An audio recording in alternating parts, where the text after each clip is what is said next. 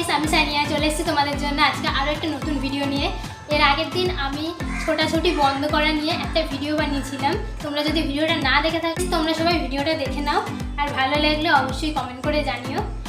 তো কালকে আমি একটা ভিডিও দিয়েছিলাম গোলাপ গাছে, কি সুন্দর ছিল না গোলাপ গাছটা। তোমরা কিন্তু আমার কমেন্ট করে জানাওনি কেমন লাগলো তোমাদের, আর ওরকম ধরনের গোলাপ গাছ তোমরা দেখেছো নাকি সেটাও আমাকে জানালে না কমেন্ট করে। তো দেখো, যদি এখনো পর্যন্ত কেউ ভিডিওটা না দেখে থাকো প্লিজ দেখো। খুব সুন্দর একটা গোলাপ গাছ, আমার তো খুবই ভালো লেগেছিলো গাছটা।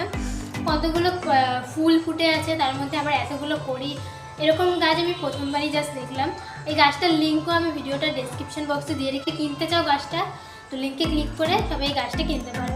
লিঙ্কটা একটু বেশি জোরে চাপবে, একটু চেপে ধরে থাকবে, দেখবে ওপেন বলে একটা জিনিস আসবে অপশন, ওই ওপেনটাকে ক্লিক করলে পরে তোমরা ওই গাছটা দেখতে পাবে। টপিকটা নিয়ে আমি তোমাদের সাথে কথা বলবো, সেই টপিকটা হচ্ছে পরিকল্পনা গোপন রাখো। এই টপিকটা নিয়ে আজকে আমি কেন কথা বলছি জানো, অনেকেই এরকম আছো যারা কিছু একটা শুরু করবে, ভাবো ধরো ইউটিউব চ্যানেল স্টার্ট করবে বা কোনো একটা কাজ শুরু করবে।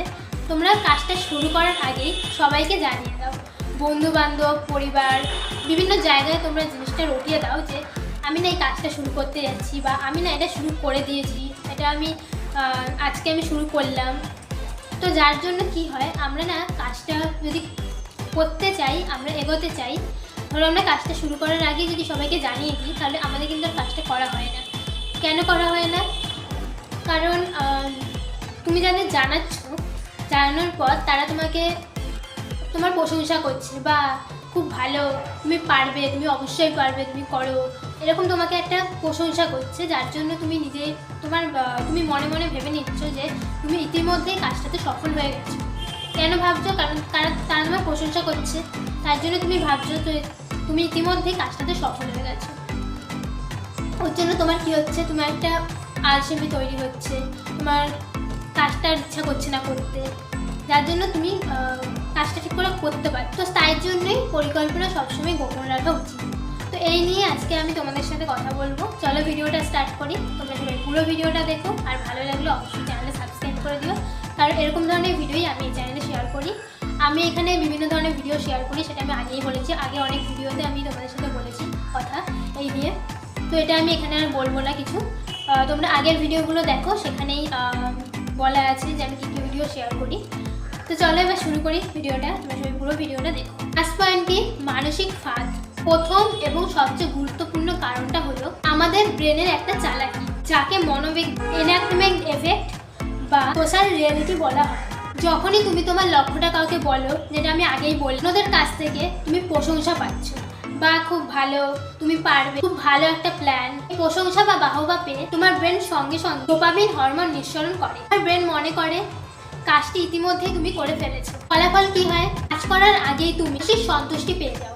ফলে তোমার ভেতরের আসল কাজটা করার যে আগুন, যে ড্রাইভ, এটা আস্তে আস্তে নেমে যায়। তুমি আলসেমি করো, কারণ ব্রেন মনে করে মিশন কমপ্লিট।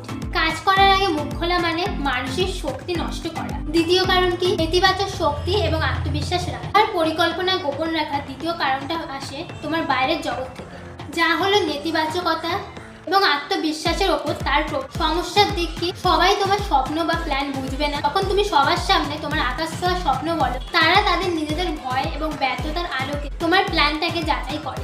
তারা বলবে এটা খুব কঠিন, ঝুঁকি নিও না, আগে যারা করেছে তারা পারেনি। এই নেতিবাচক কথাগুলো সচেতন মনে হয়তো প্রভাব ফেলে না, কিন্তু অবচেতন মন এই সন্দেহগুলো ধীরে ধীরে গ্রহণ করে নেয়। ফলে তোমার আত্মবিশ্বাস কমে এবং কাজ শুরু করার আগেই তোমার মনে দ্বিধা আসে। নীরবতা এই বিষাক্ত নেতিবাচকতা থেকে তোমাকে রক্ষা করে। তৃতীয় কারণটা হিংসা, বাধা এবং গোপনীয়তা ভঙ্গ। সফলতার পথে নীরবতা বজায় রাখার তৃতীয় কারণটা হচ্ছে বাইরের বাধা এবং ঝুঁকি। এটা একটা বাস্তব সমস্যা। ব্যক্তিগত বাধা, তোমার বন্ধুরা বা তোমার রিলেটিভরা বা তোমার পরিচিত কেউ হয়তো তোমাকে দেখে হিংসা করে না, কিন্তু অজান্তেই তোমার পথে বাধা দিতে পারে, তোমাকে অপ্রয়োজনীয় কাজে ব্যস্ত রাখতে পারে, বা তোমার মূল্যবান সময়কে নষ্ট করতে পারে, কারণ তারা তোমার নীরব ফোকাস বা অগ্রগতি দেখতে চায় না। পেশাগত ঝুঁকি কি? যদি তোমার পরিকল্পনাটাই ব্যবসায়িক বা সৃজনশীল হয়, তাহলে আইডিয়া চুরি হওয়ার ঝুঁকি থাকে। যখন তুমি নীরবে কাজ করো তখন তোমার প্রতিযোগিতা বুঝতে পারে না তুমি ঠিক কী করছো, তখন না তুমি সফলভাবে তোমার পণ্য বা রেজাল্ট প্রকাশ করছো। তাহলে কখন মুখ খুলবো? তাহলে কি কখনোই আমরা মুখ খুলবো না, এভাবেই চুপ করে থাকবো? না, চুপ থাকার একটা সময় আছে আর কথা বলার একটা পদ্ধতি আছে। ততক্ষণ চুপ থাকো যতক্ষণ না তোমার প্রথম ফলাফল আসে। তোমার কাজকে কথা বলতে দাও, তোমার মুখকে না। নীরবে নিজেকে প্রমাণ করো। তুমি তোমার পরিকল্পনাটা এমন কারোর সাথে শেয়ার করো যারা তোমার কাজে মূল্য যোগ করতে পারে। যেমন পরিবারের কেউ, বন্ধু বান্ধব হতে পারে, বয়ফ্রেন্ড হতে পারে, যদি বিশ্বাসযোগ্য হয়। বিশাল বিশাল কোম্পানিগুলো তাদের প্রোডাক্ট লঞ্চের আগে মাসের পর মাস গোপন রাখে। কেন জানো?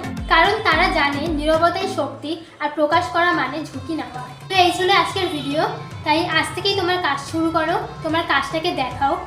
এখন কাউকে তোমার পরিকল্পনাটা বলো না, তুমি তোমার কাজ শুরু করো। ইউটিউবের পেছনে সময় দাও, ভিডিও দাও, কন্টিনিউ ভিডিও দেওয়ার চেষ্টা করো। এই জিনিসটা কাউকে বলো না যে আমি ইউটিউবার হতে চাই বা আমি কোনো কাজ শুরু করতে চাই। সেটার জন্য তুমি চেষ্টা করো, চেষ্টা করতে করতে একসময় হবে। কাজ করতে থাকো, সময় মতন সবাই জানতে পারবে।